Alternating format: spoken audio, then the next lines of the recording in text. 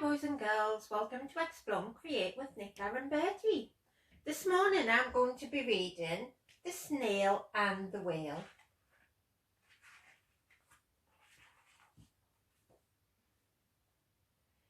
This is a tale of a tiny snail, and this is a rock as black as soot. This is a snail with an itchy foot. The sea snail slithered all over the rock and gazed at the sea and the ships in the dock. And as she gazed and sniffed and sighed, the sea is deep and the whole world is wide. How I long to sail, said the tiny snail. Oh, look, boys and girls, there they are, on the dock. There's all the seagulls flying around and the boats in the harbour.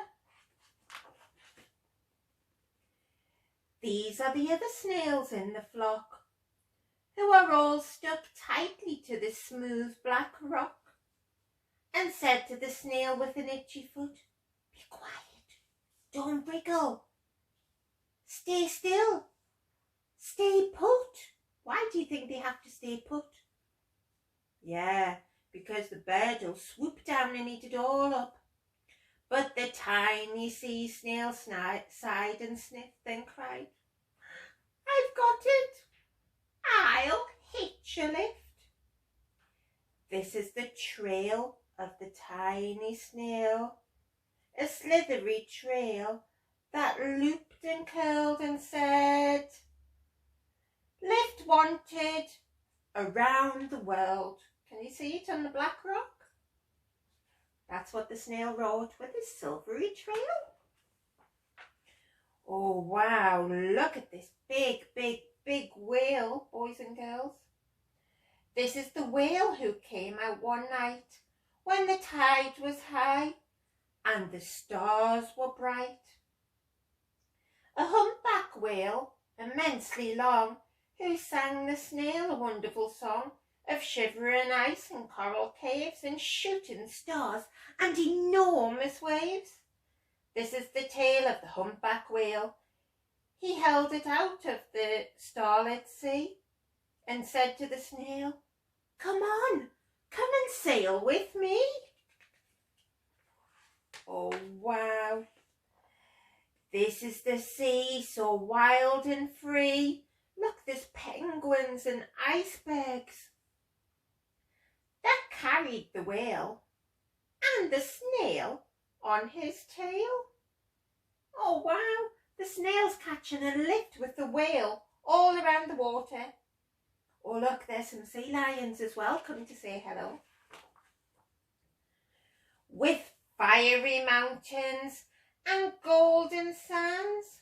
Oh, there's a monkey in that tree, look, boys and girls, and a sea turtle. And that's the big volcano. These are the waves that arched and crashed, that foamed and frolicked and sprayed and splashed. The tiny snail on the big, enormous whale. These are the caves underneath the waves, where stripy fish and feathery fins, in sharks and hideous toothy grins, swam round the whale and round the snail on the whale's tail. Oh, look at the sharks. They've got big sharp teeth, haven't they?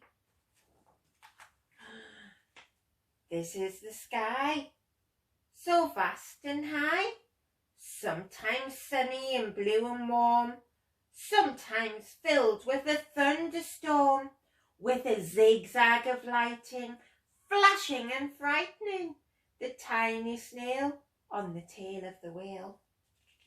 He was a bit scared, boys and girls. As she gazed at the sky, the sea and the land, the waves and the caves and the golden sand, she gazed and gazed, amazed by it all, and she said to the whale, "I feel so small." look at that eagle in the sky. That's a big bird, boys and girls, isn't it? And the big brown bear.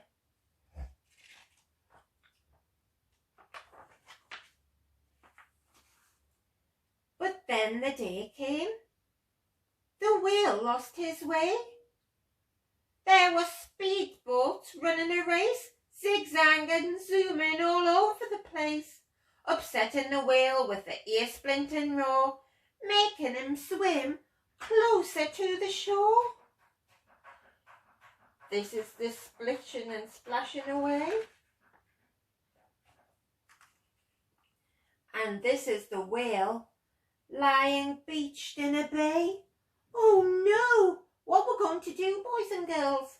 How we're going to get the whale back in the sea? Quick, off the sand, back to sea, cried the snail. I can't move. I'm on land. I'm too big, moaned the whale. The snail felt helpless and terribly small. Then he said, I've got it, she cried. And she carried on and crawled. I must not fail, said the slithery snail. This is the bell of the school in the bay, ringing the children in from their play. This is the teacher holding her chalk, telling the class, sit straight, don't talk. This is the board, as black as soot, and this is the snail with an itchy foot. A snail! A snail! The teacher turns pale. Look, say the children, it's leaving a trail. This is the tail of the tiny snail. The silvery snail trail saying, save the whale. The snail has wrote a trail saying, save the whale. I wonder if they'll be able to help.